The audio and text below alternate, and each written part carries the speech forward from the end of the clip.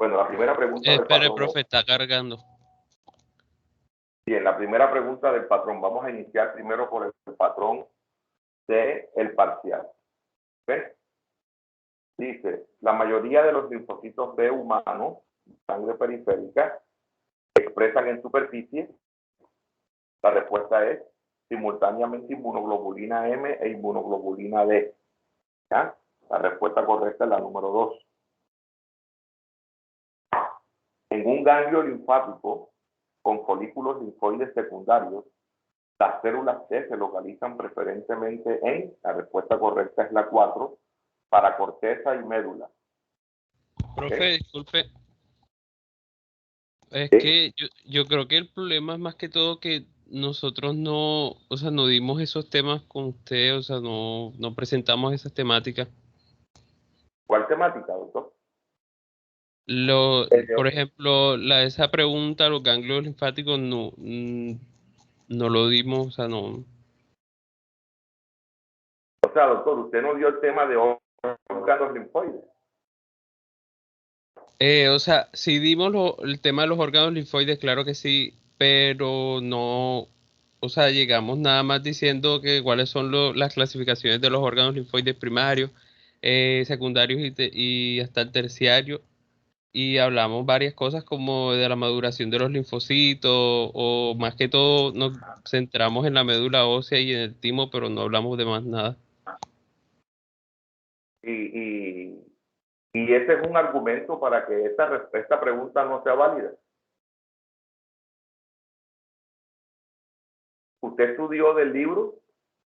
¿Usted estudió el tema de órganos linfoides del libro? Sí, claro. Ok, entonces, si usted estudió del libro, guía, usted tiene la capacidad para responder esta pregunta. Recuerde que el docente tiene un espacio de 2 horas para hacer una socialización del tema y no deletrear al pie de la letra el contenido de lo que se encuentra en el capítulo del libro. Por eso es que el estudiante tiene que complementar.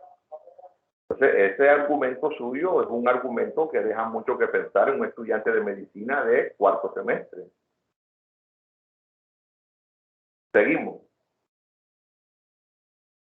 Las células B, los linfocitos B, la respuesta es, se localizan en los folículos linfoides del vaso, órganos linfoides. Es la 3.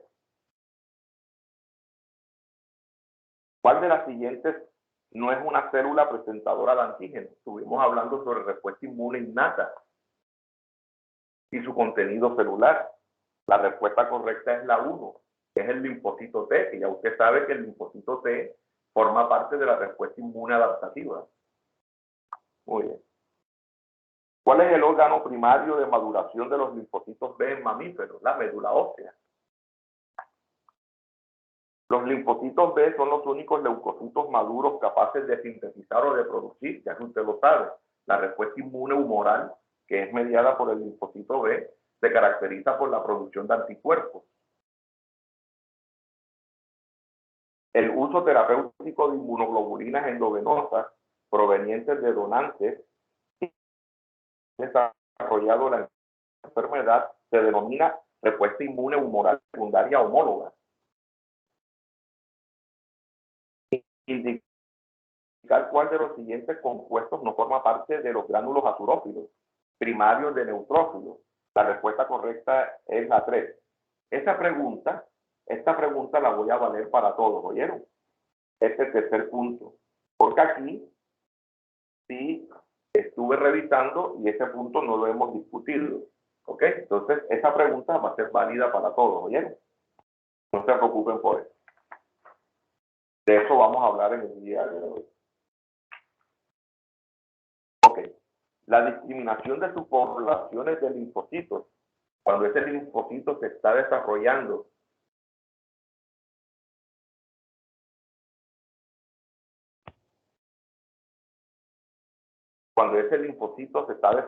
en el timo, esa discriminación de las subpoblaciones de linfocitos se tiene en cuenta la función del linfocito y los antígenos de superficie. Es decir, si es CD4 o es CD8. Si es CD4 es ayudador, si es CD8 es citotóxico. También lo dijimos aquí. ¿Cuál de las siguientes células no pertenecen al sistema monocítico fagocítico? El sistema monocítico fagocítico forma parte de los órganos linfoides secundarios, principalmente el vaso y el hígado. ¿Okay? Y las únicas células que no forman parte de ese sistema retículo endotelial son los eosinófilos. Eso también se discutió.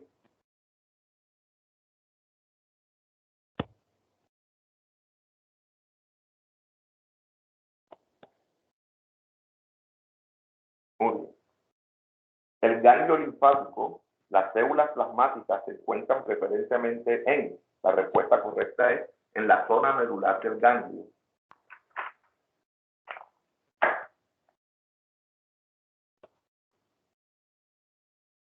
Respecto al sistema inmune natural, innato o inespecífico, señale la característica falsa.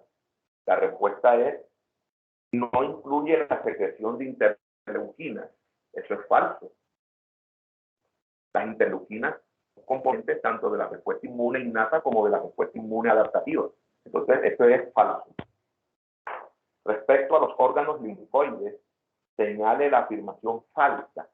La respuesta falsa es la 3. En la médula del timo está el 80% de los timocitos. El 80% de los timocitos se encuentran en la corteza, no en la médula del timo. ¿Qué lugar ocupan en el vaso los linfocitos T? La respuesta correcta es área periarteriolar. La siguiente pregunta es la siguiente. La siguiente pregunta es, de las siguientes moléculas que participan en el proceso de señalización celular de la respuesta inmune innata, ¿cuál de ellas activa al factor nuclear kappa beta? La respuesta correcta es la 3, TRAP6. ¿Cuál de estas no es una característica de las células de estirpe mieloide? Ya ustedes saben de que hay línea linfoide y mieloide. La respuesta es la número 4. Los eosinófilos son fundamentales en la defensa frente a los protozoos. Los protozoarios son parásitos unicelulares. Los eosinófilos participan en la respuesta inmune frente a los helmintos o gusanos. No todos los parásitos son iguales. Esta pregunta se la puedo valer a todos también. ¿Ok? No hay ningún problema por eso. Yo les puedo regalar esas 2 preguntas.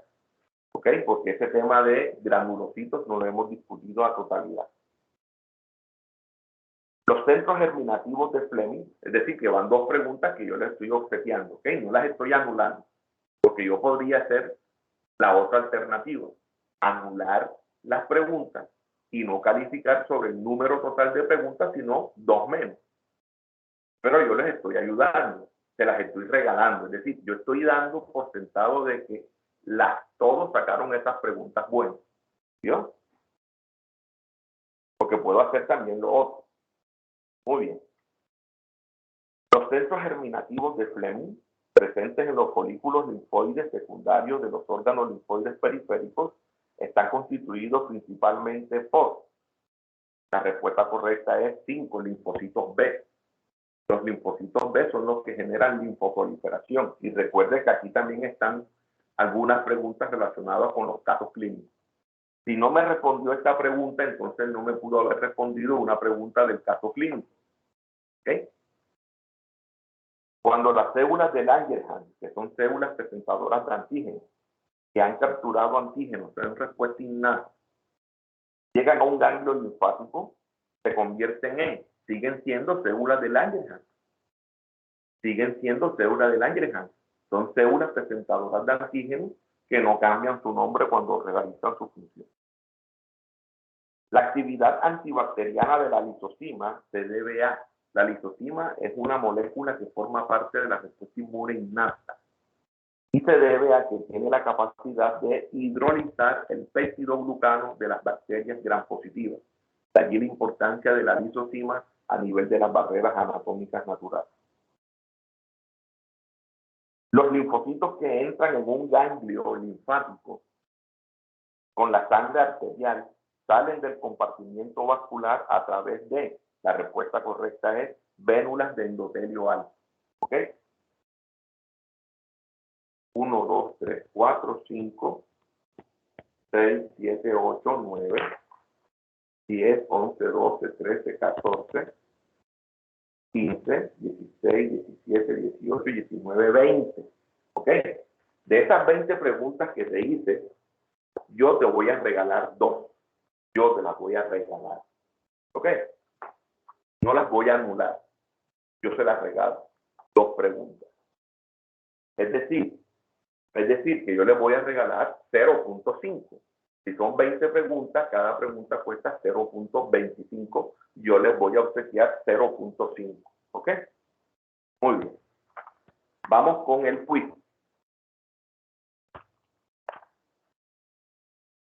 El quiz correspondiente a los casos clínicos unidos. Teniendo en cuenta el caso clínico número 1, la no palpación de ganglios y amígdalas en el paciente corresponden a. La respuesta correcta es ausencia de la proliferación de linfocitos B. ¿Y por qué? Porque los linfocitos B, cuando proliferan, son los que generan el aumento en el tamaño del ganglio y de las amígdalas. Este paciente tiene un defecto en la activación del linfocito B y es por eso que al examen físico no se le pudo palpar ni ganglios ni amígdalas. Muy bien. Las infecciones víricas y fúngicas de forma recurrente pueden indicar defectos a nivel de linfocitos T. Es la B. Las inmunodeficiencias primarias con patrón de herencia ligadas al cromosoma X son dominantes en hombres y recesivas en mujeres. Es la D.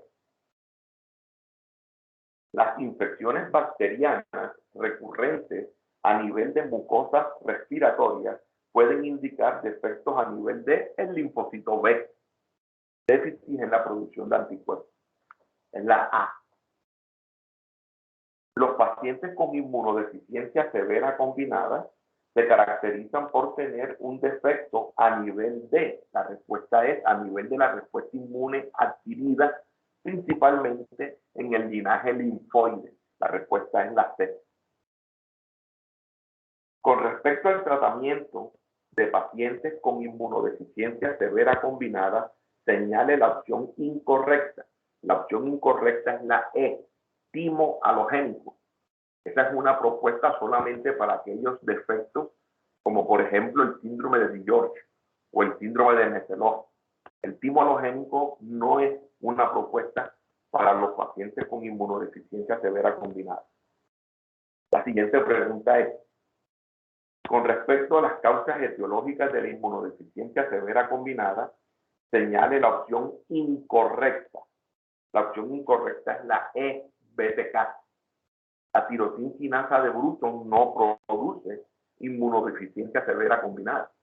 La tirosina quinasa de Bruton lo que produce es gamma globulinemia. Entonces, todas las respuestas anteriores sí son válidas menos esta. La proporción normal de linfocitos B y linfocitos T es de 5 a 24% y entre un 57 y 84%. La respuesta correcta es la C. Los defectos embriológicos presentes en los pacientes con síndrome de Digeorge se presentan a nivel de el tercer y cuarto saco faríngeo. La respuesta es la B. De los siguientes marcadores de superficie, señale el que no corresponde al linaje de células T. La respuesta es la D, el CD20. CD20 es un marcador de superficie exclusivamente del linfocito B, más no del linfocito T. Muy bien, doctores. Entonces ya ustedes saben cómo es la proporción de las notas, ¿ok? 35% el parcial, 15% el quiz. Ahí está el 50% de la teoría. Como hay un grupo, la mitad de este grupo está conmigo en el laboratorio, entonces ya saben los compañeros que la nota de laboratorio corresponde al 15% del quiz que hicimos y 35% el parcial que hicimos. Entonces ahí están las notas del primer corte de inmunología. En el transcurso de la semana, yo les voy a enviar, antes de publicarlo en la plataforma, les voy a enviar entonces lo que reciba del profe Julio y les voy a mandar todo lo que se recopiló para que usted vea de forma detallada y de forma discriminada cuáles fueron las notas que usted sacó, tanto en el porcentaje que corresponde a eventos, su nota parcial y su nota definitiva. Bien, cualquier defecto o cualquier tipo de error que se cometa, usted con mucho gusto se me acerca, me manifiesta dónde estuvo el error y con toda certeza nosotros le corregimos el error que matemáticamente haya podido ocurrir o algún error humano que de pronto yo cometa. No hay ningún inconveniente. Si hay un error en la nota, tenga la seguridad de que se le va a corregir. Muy bien. Bueno, vamos a comenzar con la clase de hoy.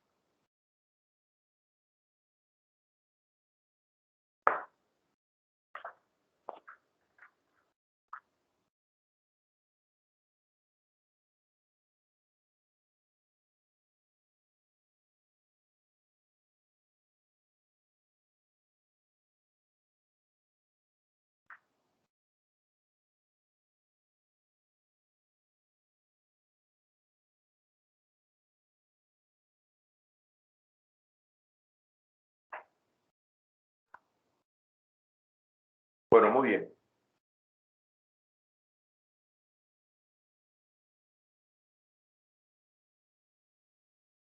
¿Hasta qué punto llegamos nosotros, doctores, la semana anterior? Profe, la activación de los linfocitos B. Ok, discutimos esta diapositiva, la número 14. No. Hasta aquí.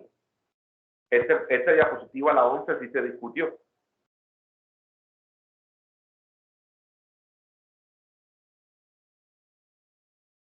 Ah, no, perdón, profe, sí, la discutimos.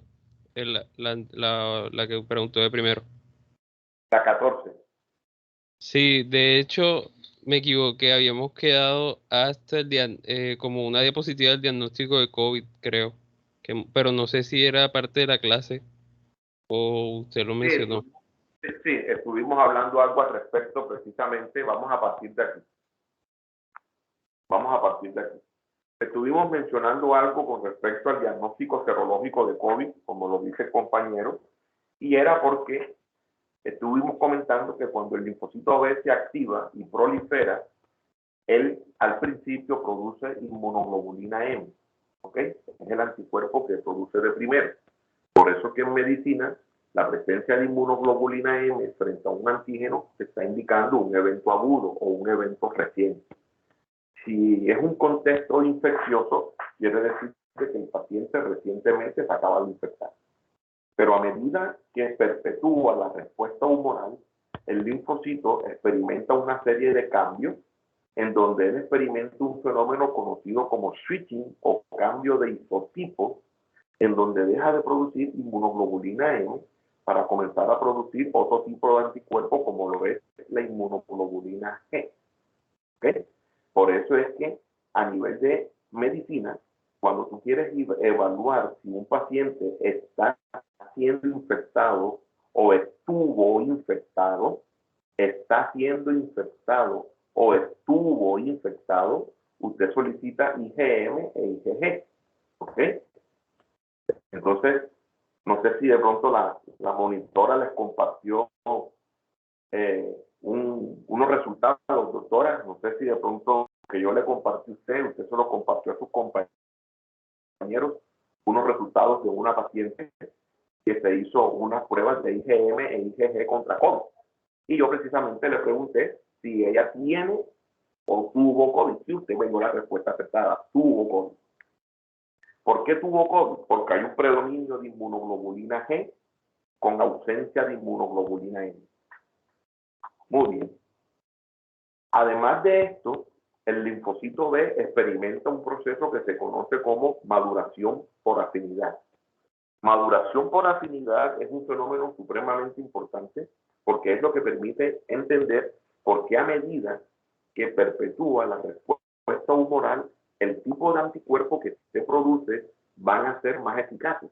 Y lógicamente van a ser más eficaces porque son de mayor afinidad. Este proceso que estamos observando aquí es un evento molecular que se conoce como hipermutación somática. ¿Ok? Hipermutación somática. La hipermutación somática es un evento molecular que ocurre a nivel de nuestros anticuerpos, a nivel genético, y que permite a que se produzcan anticuerpos que sean más afines al antígeno. Y de esa forma se realiza un reconocimiento más específico de las partículas antigénicas. Este proceso de maduración por afinidad es supremamente importante, no solamente porque usted va a producir anticuerpos que reconocen de manera específica los epítopes de los antígenos. En inmunología, un epítope es el sitio del antígeno en donde se une un anticuerpo. ¿Ok? Eso se llama epítope. El sitio del antígeno en donde se une un anticuerpo. ¿Ok? Entonces, no solamente esos anticuerpos de alta afinidad van a reconocer esos epítopes, sino que eso también es prenda de garantía para que nuestra respuesta inmune sea más segura. ¿Cómo así que sea más segura? Para minimizar el riesgo de que sus anticuerpos reconozcan algunas partículas propias que tal vez se parezcan a las partículas antigénicas. ¿Ok? Entonces, si usted produce anticuerpos altamente afines, específicos contra ese epítope, entonces se minimiza el riesgo de que estos anticuerpos reconozcan otras estructuras moleculares presentes en el paciente. Cuando ese fenómeno ocurre, cuando usted se infecta y produce anticuerpos contra ese antígeno, y posteriormente esos anticuerpos reconocen moléculas en sus células, eso se conoce como reacción cruzada o mimetismo molecular. Reactividad cruzada o mimetismo molecular. Mimetismo quiere decir la similitud que tiene una molécula con respecto a la otra. Y en el contexto de inmunología, muchas veces, cuando tú sufres una infección, los epítopes o las estructuras antigénicas del microbio son similares a ciertas moléculas que tú tienes en tu célula. ¿Qué quiere decir eso? Que los anticuerpos que usted produce para defenderse contra el microbio, lamentablemente podrían reconocer esas moléculas similares y generar un ataque contra lo propio. Lo que yo estoy mencionando hoy no es nuevo. Tampoco los voy a engañar a decirles de que eso es algo reciente. Eso yo lo vengo enseñando desde hace más de una década. Desde mucho antes que yo me formara en inmunología. Pero existen varios eventos clínicos que precisamente tienen ese evento fisiopatológico, el mimetismo molecular o la reactividad cruzada. Decíamos que otra característica que tiene la respuesta inmune humoral es que siempre que el linfocito B se activa, él, además de convertirse en una célula plasmática productora de anticuerpos, ese linfocito B se convierte en una célula de memoria. ¿Ok? Linfocito B de memoria. Y recuerden que ese linfocito B de memoria es el que va a impedir a que en un futuro usted nuevamente padezca de esa enfermedad. Y lo habíamos mencionado anteriormente. Muchas enfermedades infectocontagiosas no repiten en el ser humano No porque el microbio no vuelva a ese paciente, o no es porque el microbio ya no exista, o que el microbio se extinguió de la microbiota y es por eso que el paciente no se ha vuelto a enfermar. Una de las principales explicaciones del por qué usted no se enferma 2, 3, 4 veces por un mismo microorganismo es la memoria inmunológica. Eso tiene también otra explicación. ¿Por qué la respuesta de memoria evita una infección y por qué esta respuesta generada por linfocitos vírgenes sí pueden generar una infección?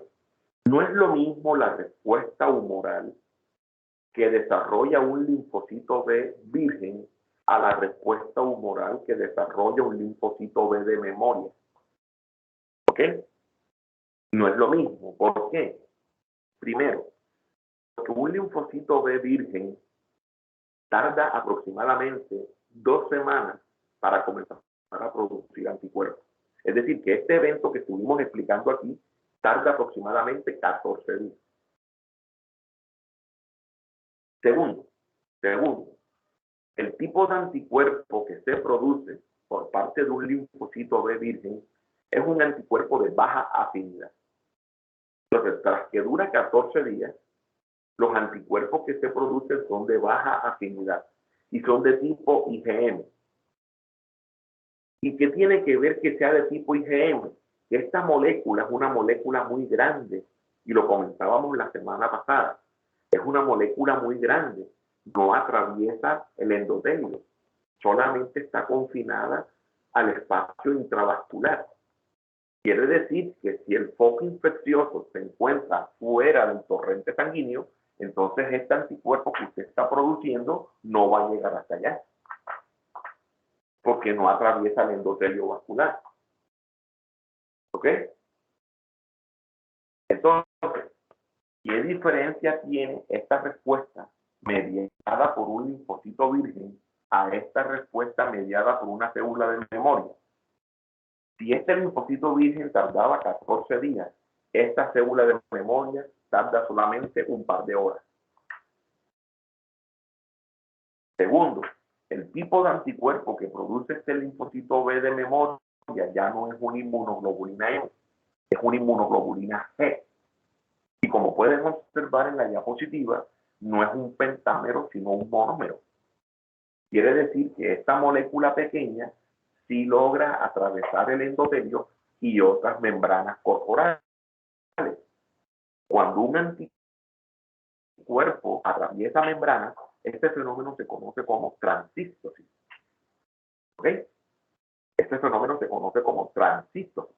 Y no quiero que se confunda con el fenómeno de diapédesis o transmigración. Porque una cosa es lo que realiza el monocito, lo que realiza el neutrófilo, y otra cosa es lo que realiza el anticuerpo. ¿Ok? Son dos cosas distintas. Entonces, este tipo de respuesta, la que es mediada por linfocitos B de memoria, es una respuesta más rápida, es una respuesta más específica, es una respuesta más agresiva. Y cuando yo me refiero a agresividad, me refiero a la cantidad de anticuerpos. La cantidad de inmunoglobulina que secreta un linfocito B de memoria es mayor a la cantidad de anticuerpos que secreta un linfocito B virgen. Entonces, son argumentos suficientes para poder entender por qué nosotros necesitamos que el personal se vacune, que todos se vacunen.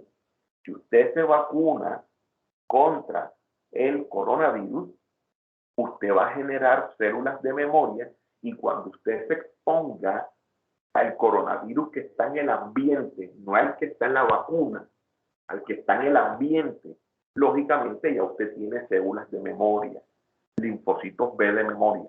Su respuesta humoral será mejor. ¿Ok? Por eso es que existe una gran diferencia entre el paciente que se vacunó y el paciente que aún no se ha vacunado.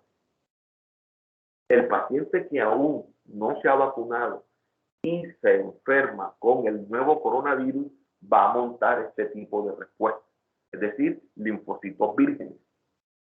Pero el paciente que ya se vacunó va a montar esta respuesta, linfocitos de memoria. Y con lo que yo acabé de explicar, ya usted puede entender por qué algunos se protegen y otros no se protegen. ¿Ok? Entonces, la mejor forma de esta pandemia es con la vacunación masiva, la inmunización masiva, es decir, que la gran mayoría de los habitantes reciban su vacuna. Principalmente, ¿quién?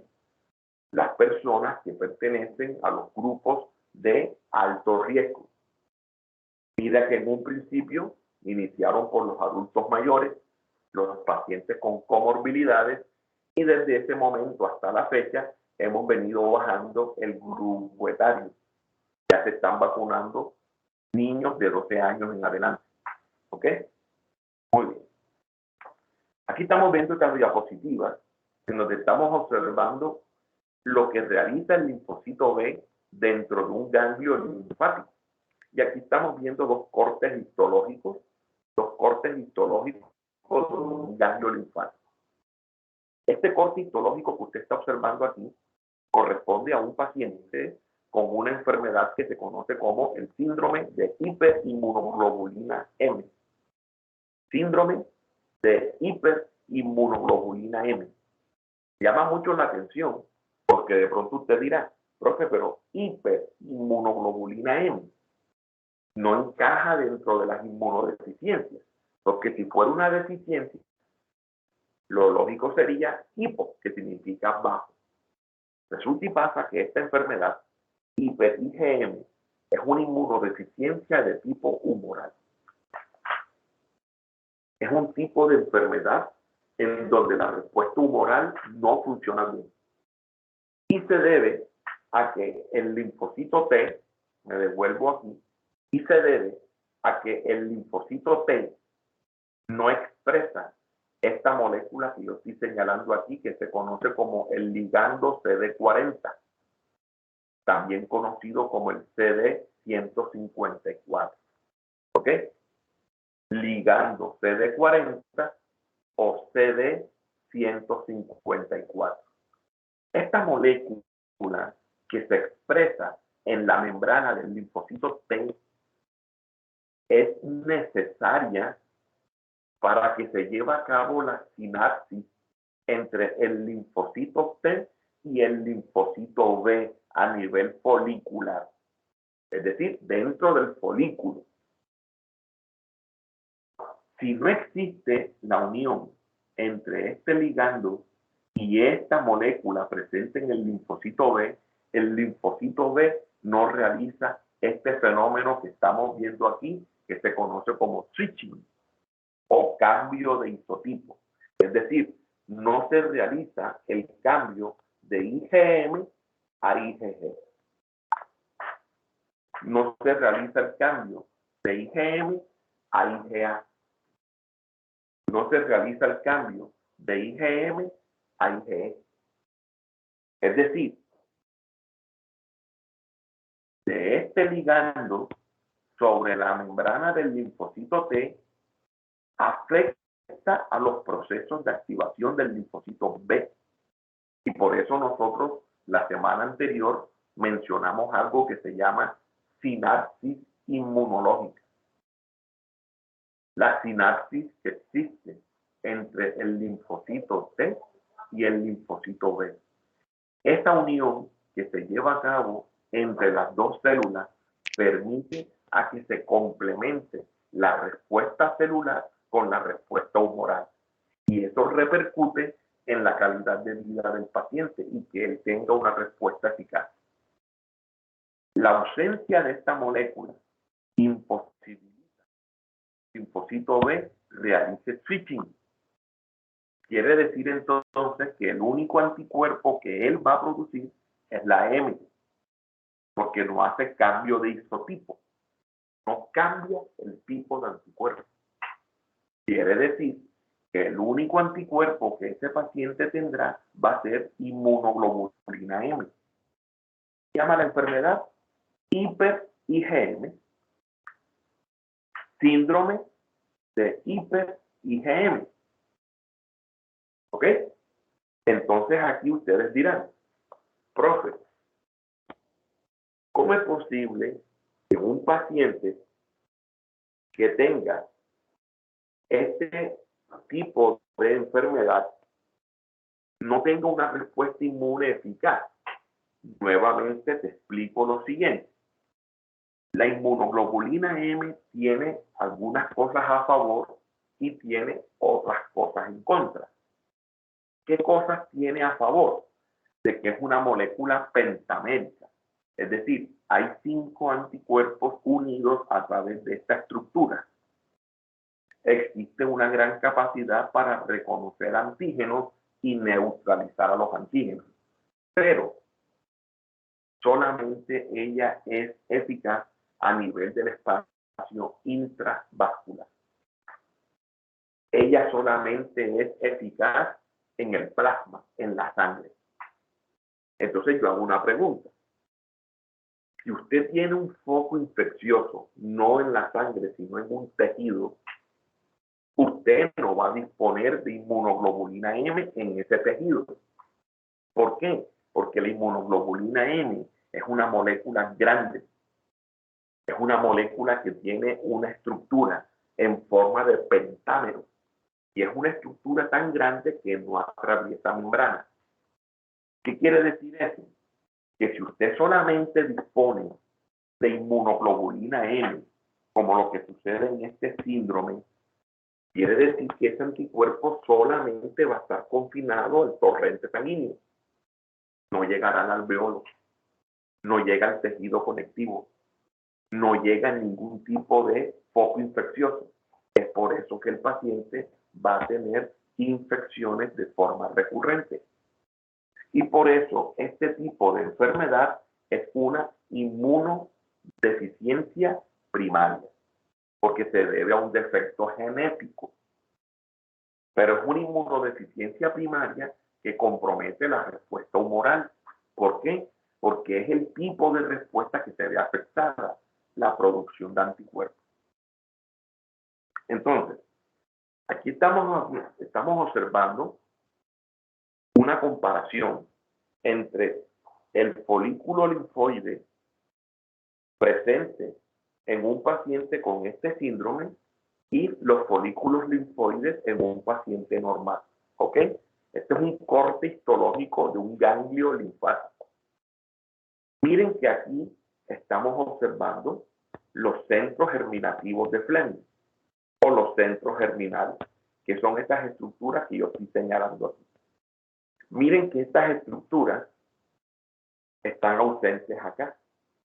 ¿Y a qué se debe esta ausencia? Esta ausencia se debe a que aquí el linfocito B no proliferó, mientras que aquí el linfocito B sí proliferó. ¿Okay? Este es un folículo linfoide.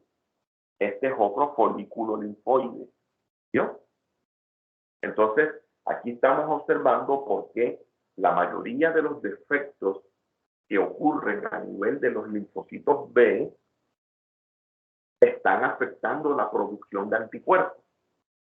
Y cuando se afecta la producción de anticuerpos, el paciente es susceptible a tener infecciones por bacterias, principalmente a nivel de las mucosas respiratorias y gastrointestinales. Habíamos dicho de que el linfocito B en sus etapas de proliferación, él realiza también este proceso, no solamente el switching, el cambio de isotipo, sino que también experimenta algo importante que es la maduración por afinidad. La maduración por afinidad les decía que es un proceso importante porque dejamos de producir anticuerpos de baja afinidad para comenzar a producir anticuerpos de alta afinidad. ¿Vio? Un ejemplo para que usted entienda más o menos de qué se trata esto.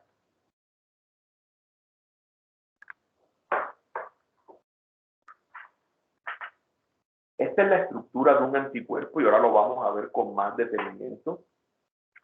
El anticuerpo tiene esta estructura que se conoce como idiotipo. idiotipo, que es la parte del anticuerpo que se une a los epítopes. Y si usted analiza la forma de este idiotipo, tiene una estructura que no es complementaria a este epítope. Miren este otro idiotipo. Tiene una estructura que no es complementaria a este epítope. ¿Ok? Entonces, cuando decimos que hay anticuerpos de baja afinidad, quiere decir de que estos anticuerpos que se producen al principio de la infección, como por ejemplo IgM, son anticuerpos de baja afinidad que no van a reconocer de forma eficiente a los epítopes. Por lo tanto, no realizan de forma eficiente la neutralización de los antígenos. Por eso, el linfocito B no solamente cambia el tipo de anticuerpo, sino que también modifica la afinidad que tienen los primeros anticuerpos que se producen con los siguientes anticuerpos a lo largo de la respuesta humoral. Cuando hablamos de afinidad, lo que estamos hablando es de mutación. Cambios genéticos que ocurren en esta región variable de los anticuerpos que van a permitir la producción de anticuerpos de mayor afinidad en comparación con estos. Si usted analiza la gráfica, se dará cuenta que la forma de este idiotipo sí es complementaria a este epítope, muy diferente a la forma que adquirieron acá. Entonces, a medida que se perpetúa la respuesta humoral, el linfocito B realiza cambios genéticos a nivel de la región variable de sus anticuerpos y eso es lo que permite a que usted produzca anticuerpos de mayor afinidad. Estos anticuerpos de mayor afinidad van a reconocer de forma más eficiente a los antígenos y minimiza el riesgo de que usted produzca anticuerpos capaces de reconocer sus propias estructuras. ¿Ok? Te voy a poner un ejemplo. Hay una enfermedad que se conoce como la fiebre reumática. Fiebre reumática. ¿Y la fiebre reumática a qué se debe? Se debe a que los anticuerpos que el paciente produce contra el estreptococo no solamente van a reconocer estructuras antigénicas en la bacteria, sino que también van a reconocer estructuras antigénicas a nivel del cartílago articular, estructuras antigénicas a nivel del endocardio, estructuras antigénicas a nivel de la serosa. ¿Qué quiere decir? De que el paciente posterior a la producción de anticuerpos producto de una infección por el estreptococo produce unos anticuerpos de baja afinidad que lamentablemente están reconociendo antígenos propios. Eso se llama mimetismo molecular o reactividad pasada. Así como se ha observado ese evento en la fiebre reumática, se han observado una gran cantidad de eventos inmunomediados posterior a las infecciones. De todos los microbios que pueden producir este tipo de eventos, los virus son los que llevan la bandera, seguidos de las bacterias. ¿Ok? Los virus y las bacterias son los que más producen mimetismo molecular, es decir, generan producción de anticuerpos de baja afinidad que pueden estar reconociendo partículas propias creyendo que son partículas antigénicas. ¿Para qué un linfocito B produce anticuerpos? ¿Cuál es la importancia de la producción de este tipo de moléculas? Los anticuerpos secretados por los linfocitos B pueden realizar diferentes procesos y de allí la importancia de la respuesta inmune humoral. Por ejemplo, esos anticuerpos que se producen pueden neutralizar tanto al microbio como a las toxinas que ellos liberan. Por eso es que nosotros hablamos de anticuerpos neutralizantes. Y en el caso de los virus, son más importantes aún. ¿Por qué?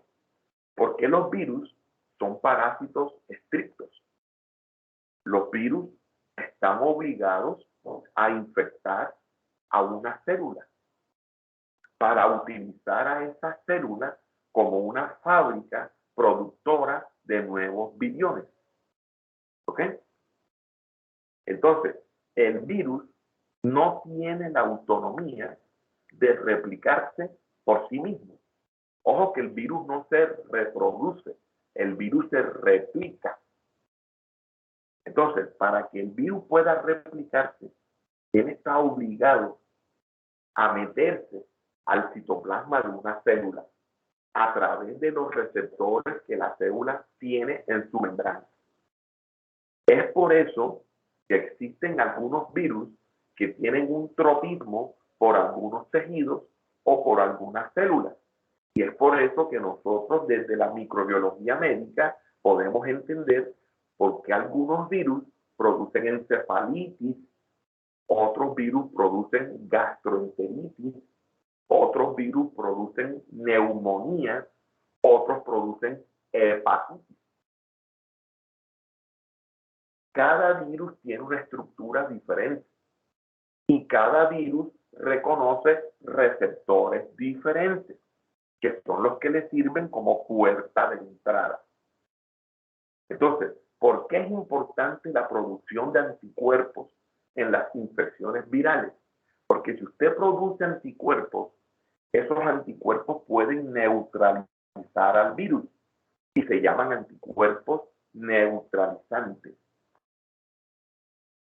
Quiere decir que ese anticuerpo que usted produce contra el virus impide a que el virus se una con su receptor, porque está siendo neutralizado por el anticuerpo que usted produjo.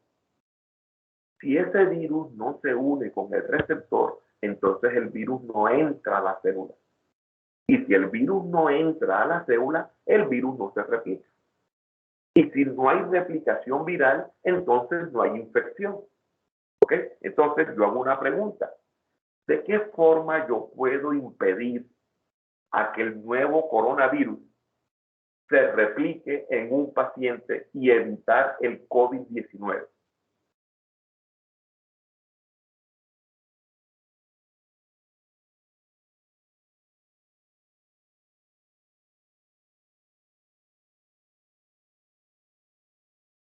¿De qué forma yo puedo impedir a que el nuevo coronavirus se replique en las células de un paciente y que eso genere en él COVID-19?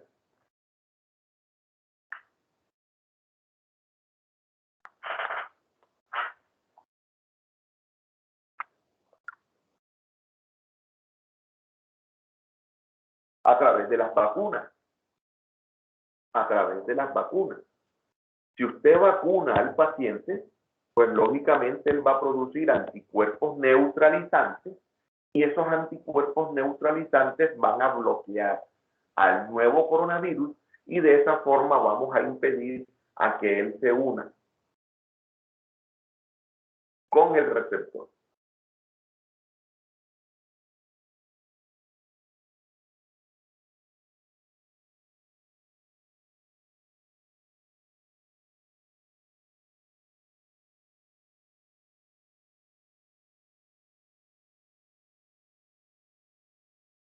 Muy bien. Otra función que tienen los anticuerpos es que ellos sirven como opsoninas. Y las opsoninas son aquellas moléculas que van a permitir la fagocitosis de los microbios. Es decir, usted produce anticuerpos no solamente con la propiedad de que neutralicen al microbio y a las toxinas del microbio, sino que también sean fácilmente fagocitados por nuestras células fagocíticas, es decir, neutrófilos y macrófagos. ¿Qué? Neutrófilos y macrófagos. Resulta que en la membrana de los macrófagos y de los neutrófilos existen unos receptores. Estos receptores reciben el nombre de receptores FC. FC es la parte del anticuerpo, que es esta que estamos viendo aquí y que ahora vamos a entrar en detalle, es la parte del anticuerpo que se une a ciertos receptores de membrana. Por eso es que se llama así, receptor de la fracción constante.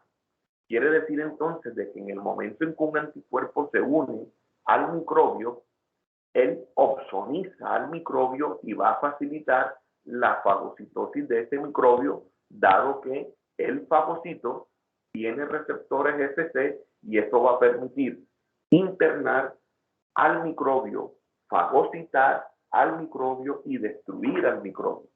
Por lo tanto, esta función de opsonización también es otra función importante de los anticuerpos, además de neutralizar.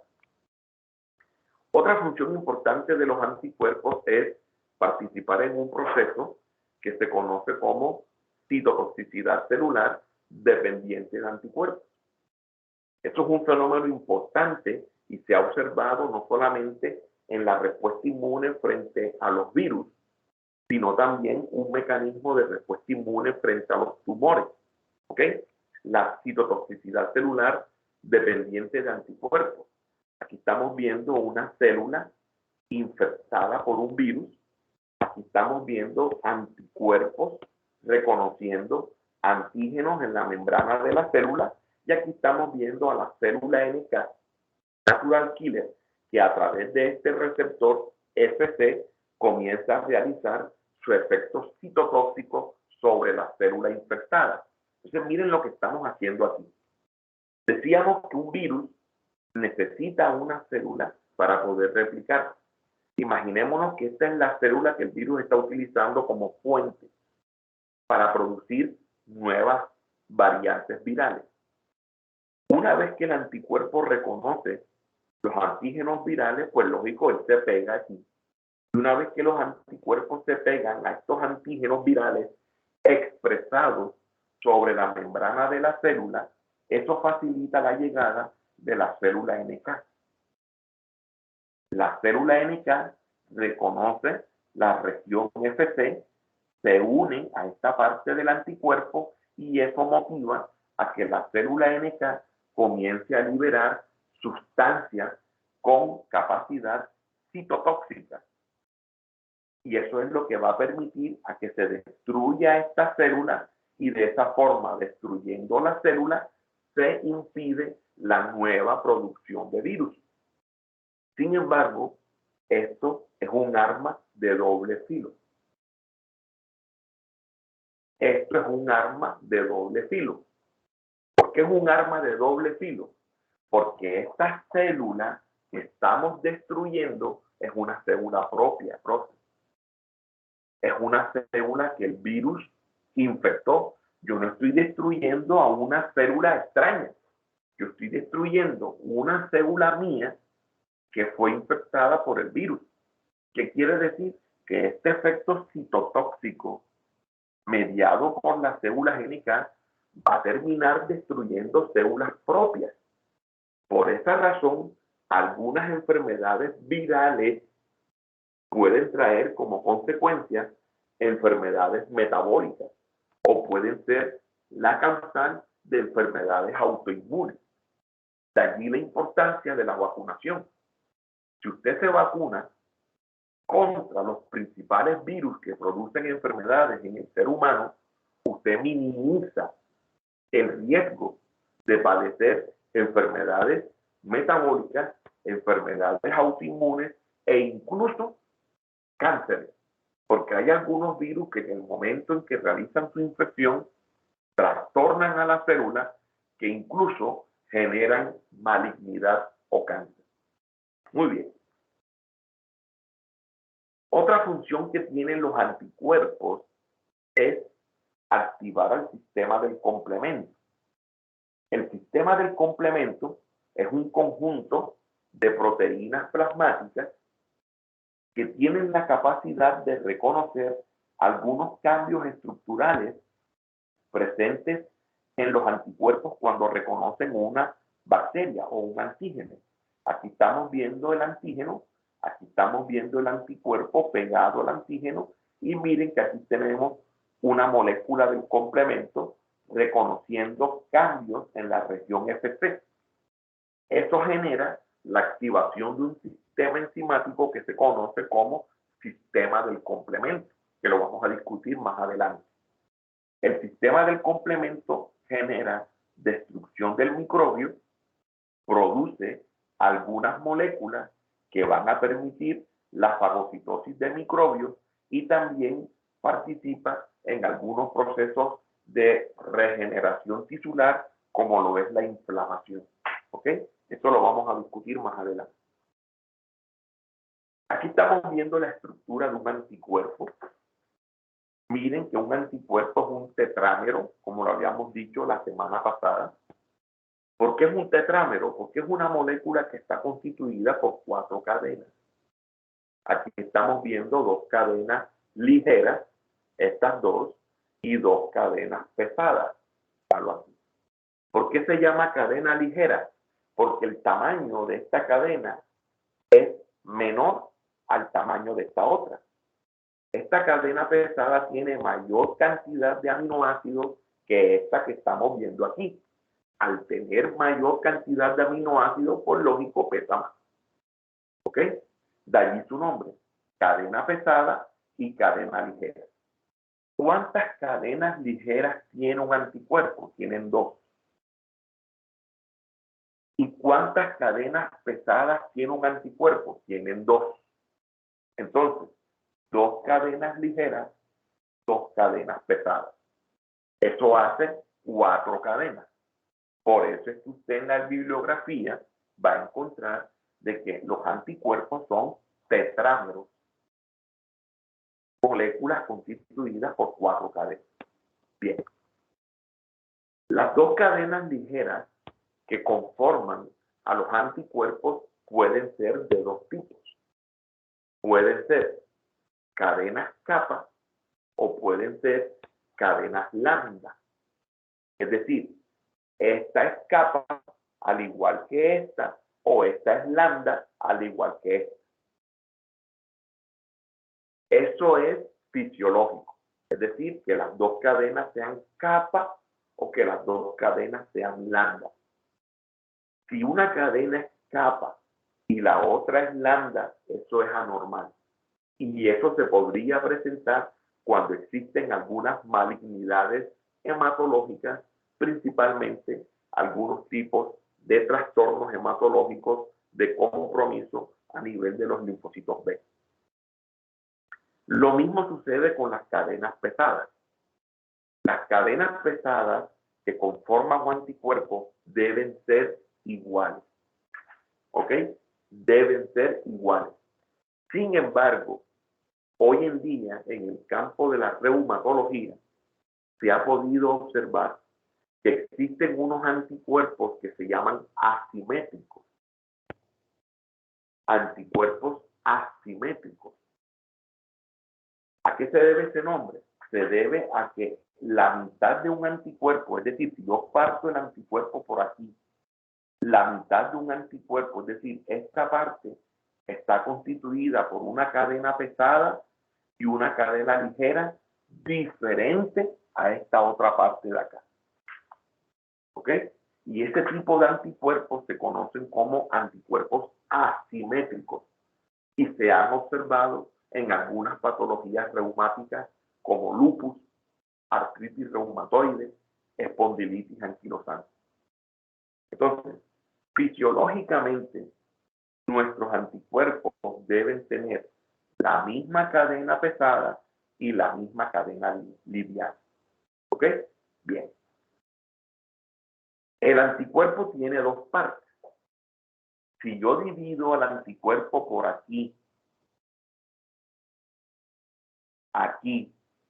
si yo lo divido por aquí, voy a encontrar que si yo paso una línea divisoria, voy a tener esta parte superior del anticuerpo y esta parte inferior del anticuerpo. Esta parte superior se conoce como región FAB. Región FAB, que quiere decir fragmento de unión al antígeno. ¿Ok? Región FAB, que quiere decir fragmento de unión al antígeno.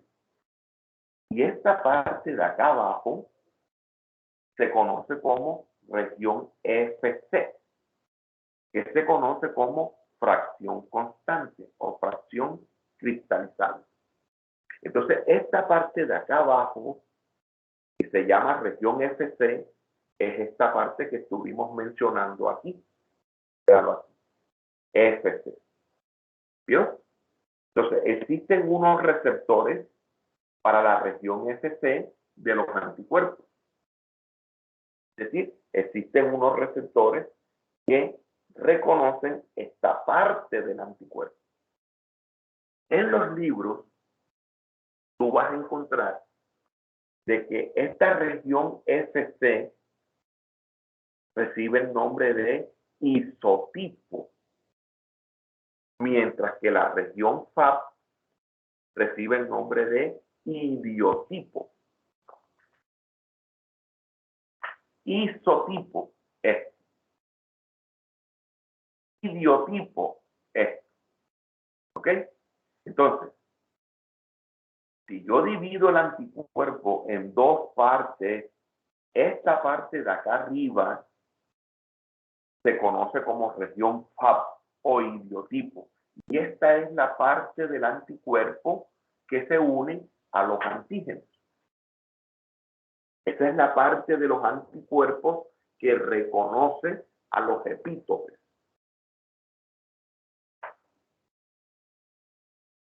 ¿Vio? Aquí estamos viendo la región FAP de un antígeno reconociendo un epítope en esta bacteria. Estos anticuerpos que sirven como receptor para el linfocito B están reconociendo un epítope en esta bacteria. Entonces, una cosa es lo que realiza la región FAP, que es unirse al antígeno a través de los epítopes, y otra cosa es lo que realiza la región FC. ¿Ok?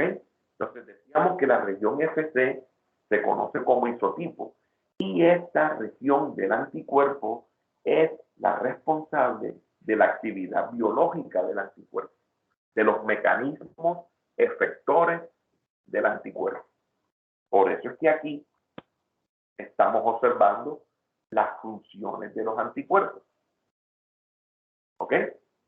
Entonces aquí estamos viendo los receptores FC presentes en los fagocitos, receptores FC presentes en las células NK, y estamos viendo cómo el sistema del complemento logra activarse a través de los cambios presentes en el isotipo o región FC del anticuerpo. ¿Ok? Por eso es que se dice que esta parte del anticuerpo es la responsable de la actividad biológica de la inmunoglobulina. ¿Ok?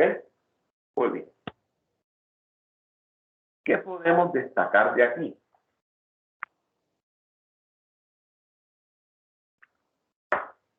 De aquí podemos destacar de que las cadenas pesadas que conforman al anticuerpo son las que le van a dar el nombre al anticuerpo. Las cadenas pesadas del anticuerpo son las que le van a dar el nombre al anticuerpo. ¿Cómo así, profe? Resulta, doctores, que nosotros tenemos 5 tipos de anticuerpos. El linfocito B tiene la capacidad de producir 5 tipos de anticuerpos. Aquí estamos viendo la inmunoglobulina G, inmunoglobulina A, inmunoglobulina M, inmunoglobulina D, inmunoglobulina E. El profe Tulio, cuando me enseñó inmunología, cuando yo era estudiante de bacteriología hace más de 25 años atrás, me acuerdo que el profe Tulio en su clase de inmunología nos enseñó el acrónimo GAMDE. Cande. Hablo aquí. Cande. Y de la misma forma como el profe Tulio me lo enseñó hace más de 25 años, lo mismo se lo enseño a mis estudiantes. Cande. Esos son los 5 tipos de anticuerpos que su linfocito B puede producir. Ahora, ¿qué tiene que ver la cadena pesada con el tipo de anticuerpo? Resulta que el hecho que este anticuerpo se llame G es porque su cadena pesada es gamma. El hecho de que este anticuerpo se llame A es porque su cadena pesada es alfa. Este se llama M porque su cadena pesada es mu. Este se llama D porque su cadena pesada es delta. Y este se llama E porque su cadena pesada es epsilon.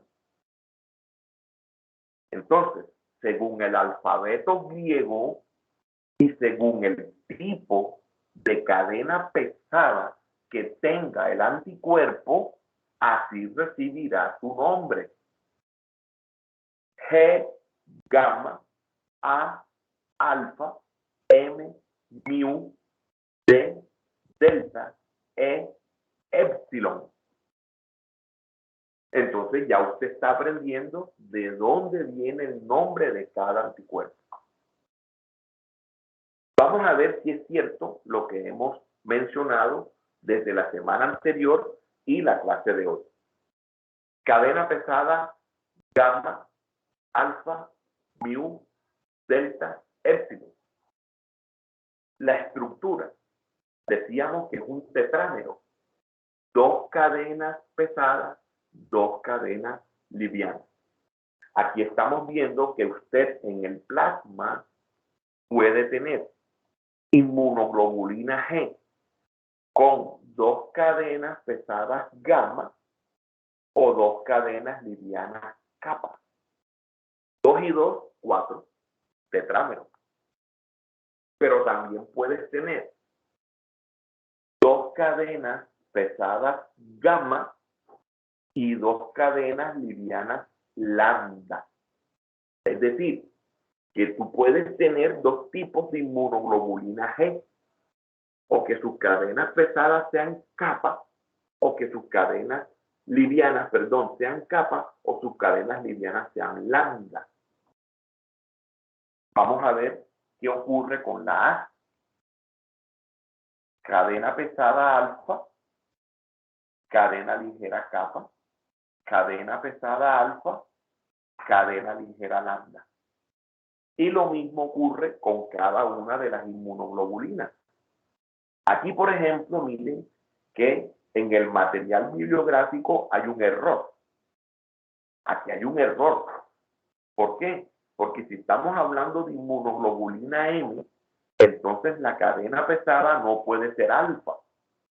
Debe ser mu. Entonces debe ser 2 cadenas mu, 2 cadenas kappa. O 2 cadenas mu, 2 cadenas lambda. ¿Vio? Entonces, si usted hace el ejercicio con cada una de las inmunoglobulinas, se dará cuenta que todos los anticuerpos tienen 2 cadenas pesadas y 2 cadenas ligeras. ¿Vio? Bien.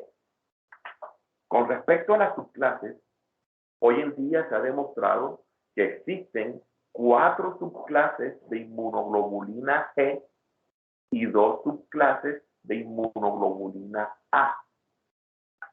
Y también se ha demostrado que en el plasma los anticuerpos pueden adquirir una forma o se encuentran en una presentación. Por ejemplo, la inmunoglobulina M en el plasma se encuentra en forma de pentámero, ¿ok? Mientras que la inmunoglobulina G en forma de monómero.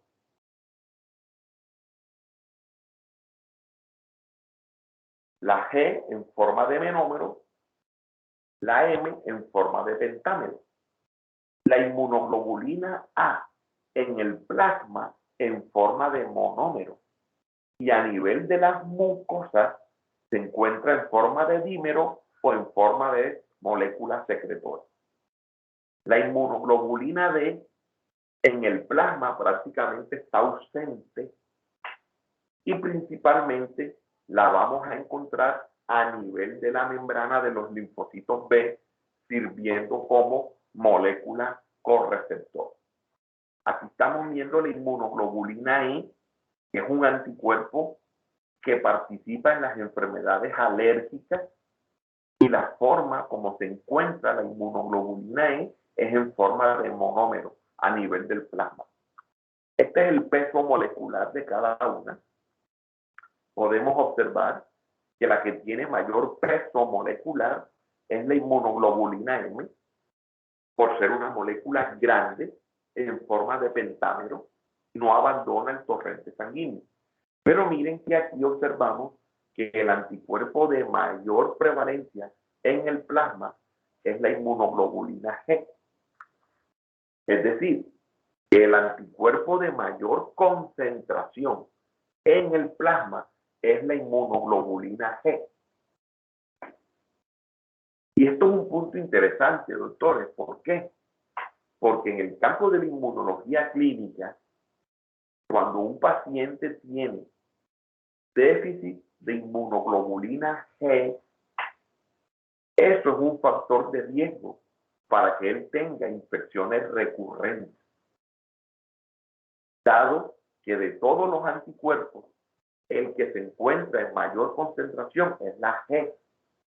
Y si ella está disminuida, eso es una predisposición para que el paciente tenga infecciones recurrentes a nivel de vías respiratorias y a nivel gastrointestinal.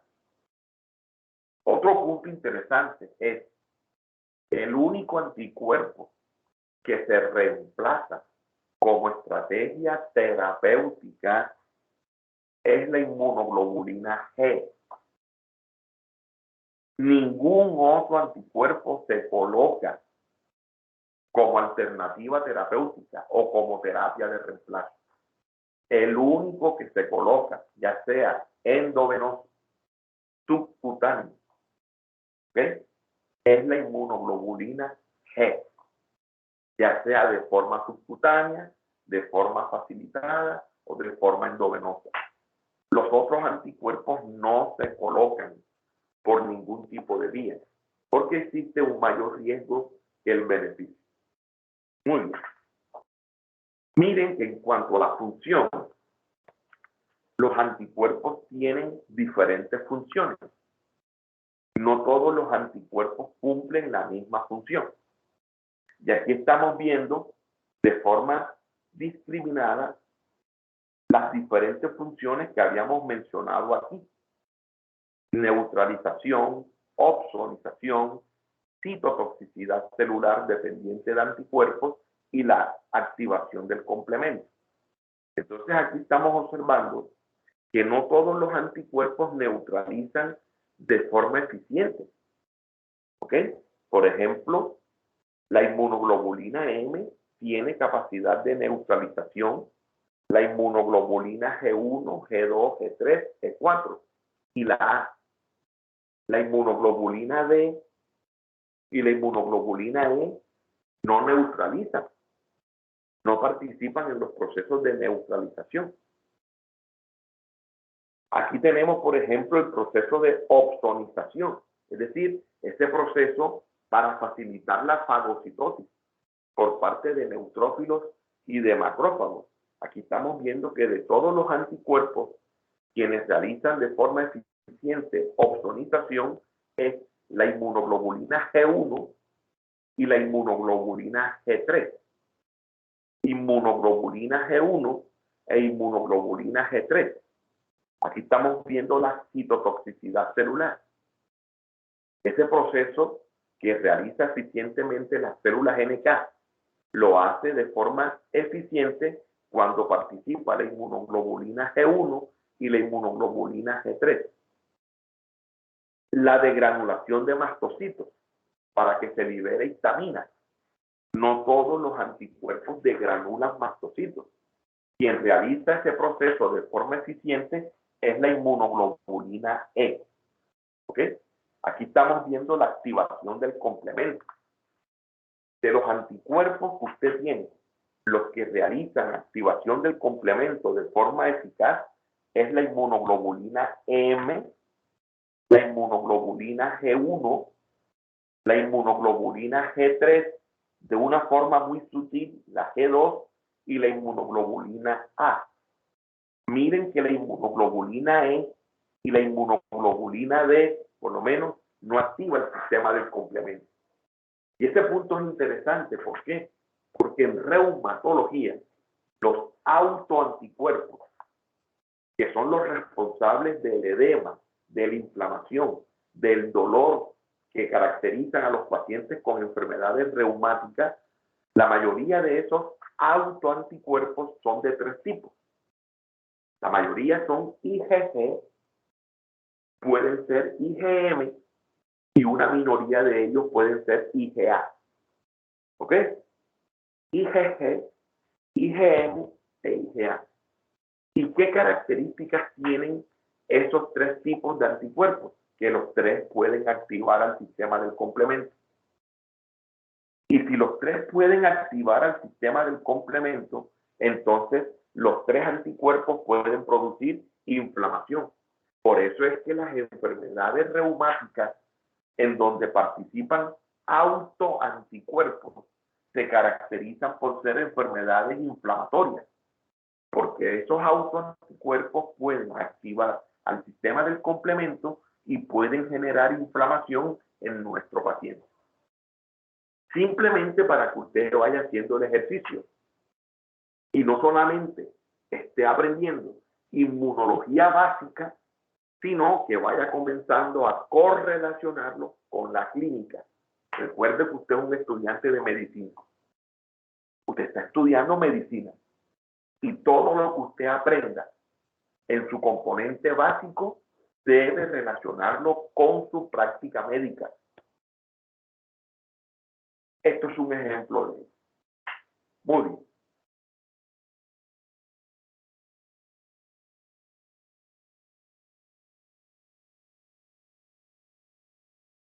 Muy bien. Aquí tenemos una diapositiva supremamente interesante en donde estamos observando cómo es el patrón electroforético de los anticuerpos cuando se realiza una electroforesis de proteínas plasmáticas. Cuando se realiza una electroforesis de proteínas plasmáticas, podemos observar varias regiones. La primera corresponde a la albúmina, ¿ok? La segunda corresponde a la alfa 1, región alfa 1. La segunda corresponde a la región alfa 2. La tercera a la región beta y esta la región gamma. ¿Ok? Albúmina, alfa 1, alfa 2, beta y gamma. ¿Vio? Resulta que los anticuerpos se encuentran aquí en la región gamma. Por esa razón, los anticuerpos también se conocen con el nombre de gamma globulina. ¿Ok? Entonces aquí hacemos un break y recordemos un concepto básico de segundo semestre, bioquímica. Las proteínas plasmáticas, ¿qué son? Son proteínas presentes en el plasma. De allí su nombre, proteínas plasmáticas. ¿Qué función tienen esas proteínas plasmáticas? Varias, profe. La albúmina es la responsable de la presión osmótica y evitar de que el agua salga hacia el intersticio. Las otras participan como reactantes de fase aguda. Hay otras que participan en el transporte de moléculas. Hay otras que sirven en la defensa. Entonces, hay algunas proteínas plasmáticas que participan en la defensa. Cuando a usted le enseñaron las proteínas plasmáticas, a usted le enseñaron de que esas proteínas plasmáticas se dividen en dos tipos: albúmina y globulina. Albúmina y globulina. De esas globulinas son las que nosotros podemos observar aquí. Entonces, esta que estamos viendo aquí se llama alfa 1 globulina, alfa 2 globulina, beta globulina y gamma globulina. ¿Vio? Entonces, los anticuerpos que estamos estudiando y aprendiendo en la clase de hoy, cuando usted realiza una electroforesis de proteínas plasmáticas, ellos se encuentran en la región gamma. Por eso, el nombre alternativo de los anticuerpos, gamma globulina. Pero dijimos que esas gamma globulinas participan en la respuesta inmune. Por eso que también se conocen como inmunoglobulinas. Entonces podemos concluir algo sencillo. Anticuerpos, gamma globulinas, inmunoglobulinas, es lo mismo. Anticuerpos, gamma globulinas o inmunoglobulinas, es lo mismo.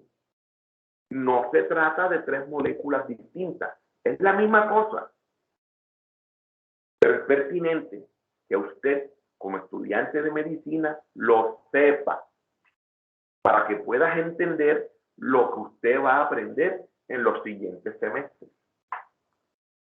Yo les compartí a ustedes un caso clínico diagnosticado aquí en la práctica médica, precisamente de una enfermedad conocida como agamma-globulinemia ligada al cromosoma X, también conocida como agamma-globulinemia de Bruton.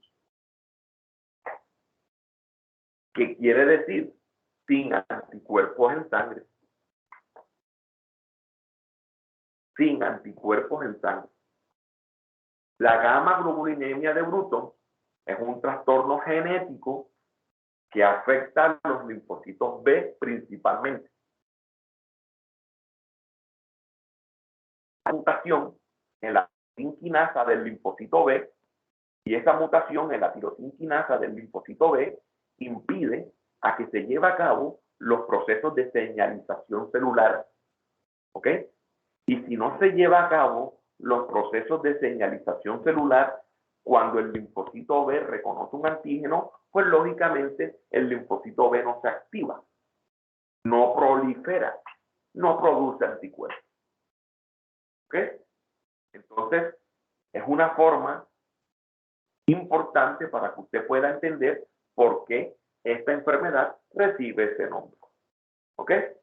Entonces, por ejemplo, esta es la albúmina. Miren, esta es la albúmina. Esta es la alfa 1. Aquí en la alfa 1 podemos encontrar algunas proteínas plasmáticas como por ejemplo alfa 1 glucoproteína ácida, alfa 1 antitripsina. Aquí en las alfa 2 podemos encontrar ferroxidasa, adsoglobina, alfa 2 macroglobulina. Aquí en la región beta podemos encontrar al C3, a la transferrina. Y aquí en la región gamma podemos encontrar a la inmunoglobulina M, a la inmunoglobulina A, a la inmunoglobulina G, que son los tres anticuerpos que usted puede encontrar en el plasma del paciente. La inmunoglobulina D prácticamente se encuentra en concentraciones ínfimas, prácticamente indetectables.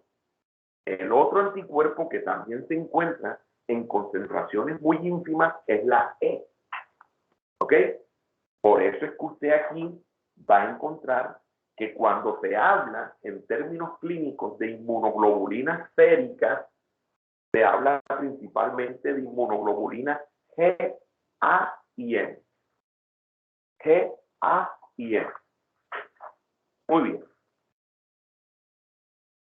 Un segundo aquí, por favor. Un segundo. Un momentico.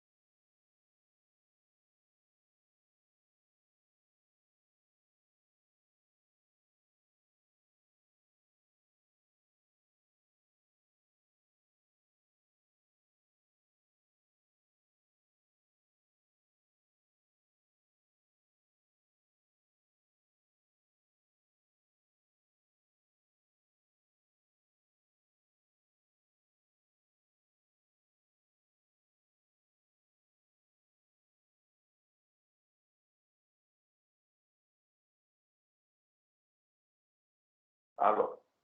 Aló. Aló. Aló. Se escucha, profe. Ok. Seguimos. Entonces, aquí tenemos la siguiente imagen. Aquí tenemos 7 pacientes. Aquí tenemos 7 pacientes. Tenemos aquí Alberto, Bernardo, Carlos, Daniel, Emerson, Franklin y Gilberto. Tenemos 7 pacientes. A cada uno de estos pacientes se les hizo una electroforesis de proteínas plasmáticas. ¿Ok? A cada uno de estos 7 pacientes. El que va a servir como referencia es Alberto. Alberto es una persona sana, no tiene enfermedad, está totalmente sano. Entonces aquí estamos viendo la albúmina de Alberto, la alfa 1 de Alberto, alfa 2 de Alberto, beta y gamma. ¿Ok? Muy bien. Yo quiero que ustedes ahora comparen el patrón electroforético de Alberto con el patrón electroforético de Franklin. Compare el patrón electroforético de Franklin y el patrón electroforético de Alberto. Y yo quiero que usted me diga qué observa ahí.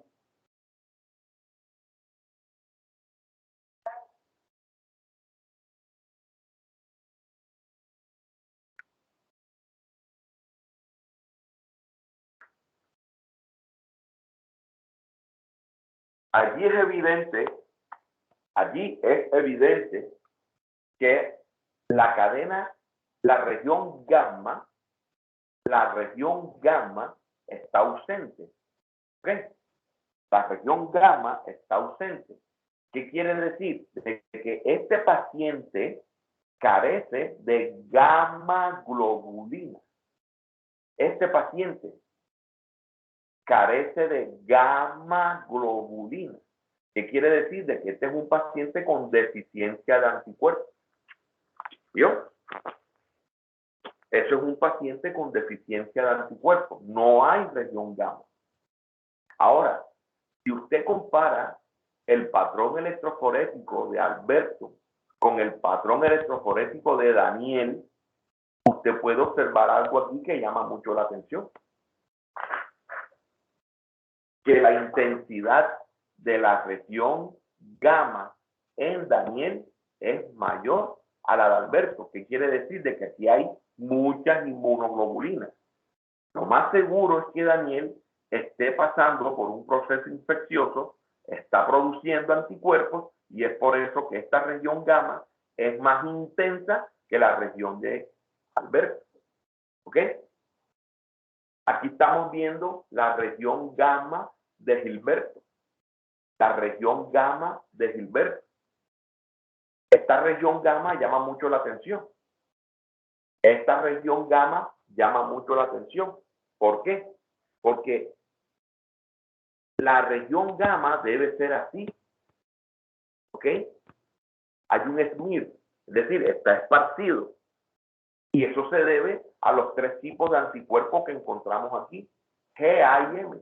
Y es por eso que no se ve como una única banda, sino como un smear o una mancha. ¿Ok? Así se debe observar fisiológicamente. Pero aquí estamos viendo una única banda. Entonces, esto se conoce como banda monoclonal. ¿Qué quiere decir esto? De que Gilberto tal vez tenga un defecto a nivel del linfocito B, en donde solamente está produciendo un único tipo de anticuerpo en vez de varios tipos de anticuerpos.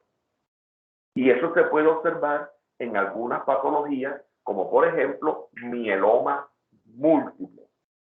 ¿Ok? Mieloma múltiple. ¿Vale? Aquí estamos viendo, por ejemplo, un paciente, Bernardo, que carece de alfa-1 antitripsina. Prácticamente carece de alfa-1 antitripsina. Y resulta que la alfa-1 antitripsina es una molécula importante para nosotros porque es la que degrada a todas aquellas proteasas liberadas por el neutrófilo. El próximo semestre, cuando estén en patología, se darán cuenta que la ausencia de alfa-1 antitripsina se asocia con una enfermedad pulmonar que recibe el nombre de EPOC, principalmente con una variante que se conoce como enfisema pulmonar. ¿Ok? Entonces aquí estamos viendo a Bernardo. ¿Ok? Entonces, si usted sabe interpretar una electroforesis de proteínas, usted puede dar con un diagnóstico probable en el paciente. ¿Ok? En el caso de las inmunoglobulinas, siempre debe tener en cuenta que cuando usted esté interpretando una electroforesis de proteínas plasmáticas, los anticuerpos los encuentra en la región gamma. Un paciente con deficiencia de anticuerpos carece de región gamma. Y eso te puede ayudar a ti a entender por qué las infecciones recurrentes en el paciente. Ya para finalizar por el día de hoy y continuamos esta gran temática la próxima semana. Aquí estamos viendo los diferentes receptores para la región FC o para el isotipo de las inmunoglobulinas. Aquí tenemos un receptor de alta afinidad para la región gamma. Aquí tenemos un receptor de baja afinidad para la región gamma. Aquí tenemos otro receptor de baja afinidad. Aquí tenemos un receptor de baja afinidad para la región gamma, que se conoce como el CD16. Aquí tenemos un receptor de alta afinidad para la región épsilon.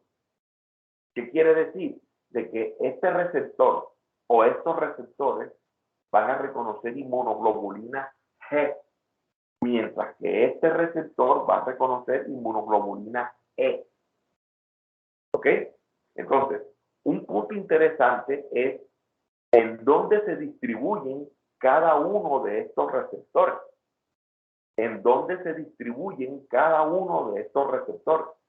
Por ejemplo, el CD64,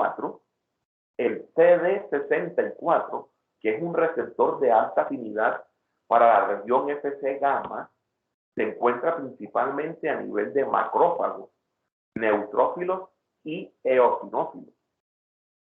Y eso le permite realizar ciertas funciones a cada una de estas células, como por ejemplo, fagocitosis y activación de los fagocitos. Se llama CD64. ¿Vio? Aquí, por ejemplo, tenemos la distribución del CD32. CD32 está presente en macrófagos, neutrófilos, plaquetas y eosinófilos. Puede participar en la fagocitosis y se ha visto implicado en una activación ineficiente de las células. Algunos lo consideran como un receptor que puede servir en los mecanismos de regulación, y ahora te voy a mostrar una imagen. Aquí estamos viendo el tipo B, el anterior es el tipo A. El tipo B es de baja afinidad, se encuentra en linfocitos B, células dendríticas, mastocitos, neutrófilos, macrófagos. Y este receptor participa en los mecanismos de feedback o retroalimentación. A nivel de los linfocitos B, son los que inhiben la producción de anticuerpos por parte del linfocito B. Y esto es un punto interesante, doctores, porque este mecanismo de retroalimentación del linfocito B permite entender en qué momento el linfocito B deja de producir más anticuerpos. Es decir, el linfocito B comienza a producir inmunoglobulina G y cuando esos anticuerpos se unen al receptor CD32 tipo B, la unión de esos anticuerpos al CD32 tipo B inhiben al linfocito B. Y con eso se impide a que el linfocito B siga produciendo más inmunoglobulina. Por lo tanto, es un mecanismo de retroalimentación o mecanismo de feedback. ¿Ok? Retroalimentación negativa. Atenuación de la inflamación. ¿Vio? La respuesta inflamatoria comienza a disminuir. Este es un punto interesante para poder entender el por qué este tipo de receptor es el blanco terapéutico para algunas enfermedades, como por ejemplo la anemia hemolítica autoinmune o la púrpura trombocitopénica autoinmune. Por ejemplo, estos pacientes que tienen este tipo de patologías inmunomediadas, el tratamiento de elección es inmunoglobulinas endovenosas a altas dosis. Cuando se le coloca inmunoglobulinas endovenosas a altas dosis, lo que nosotros estamos generando es uniendo los anticuerpos que le estamos suministrando al receptor CD32 y de esa forma se impide a que el linfocito B siga produciendo más anticuerpos y con eso se genera un mecanismo de feedback negativo. Y con eso limitamos la producción de esos anticuerpos que están destruyendo tanto a las plaquetas como al glóbulo rojo. ¿Ok? Aquí estamos viendo el CD16, que es un tipo de receptor de baja afinidad para la región Fc gamma. Está presente principalmente en las células NK, ¿ok? Y participa en los mecanismos de citotoxicidad celular dependiente de anticuerpos. ¿Esto qué quiere decir? Que si usted ha leído las notas médicas que yo les he compartido y cuando yo quiero cuantificar a las células NK, el biomarcador de membrana que yo utilizo es el CD16 y también utilizo otro que es el CD56. A través de la citometría de flujo, hoy en día nosotros podemos medir de forma precisa, de forma puntual, cada una de las células inmunológicas. Y ya para terminar, aquí tenemos el receptor de alta afinidad para la inmunoglobulina E. Está presente en mastocitos, basófilos y eosinófilos y participa en la activación de mastocitos y la activación de basófilos, principalmente en un fenómeno conocido como degranulación. Esto se ha visto implicado en algunas enfermedades, como las enfermedades alérgicas tipo 1, en donde el mastocito se degranula y libera toda esa maquinaria almacenada en el gránulo citoplasmático. Muy bien. Ok. Bueno, dejemos hasta aquí, continuamos la próxima semana.